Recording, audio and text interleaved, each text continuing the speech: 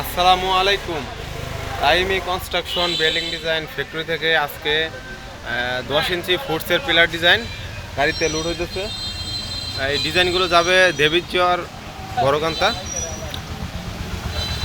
10 ইঞ্চি foots পিলারের design, এগুলো পিলারের ক্যাপ উপরের অংশ, ভিতরে 10 ইঞ্চি স্পেস রয়েছে।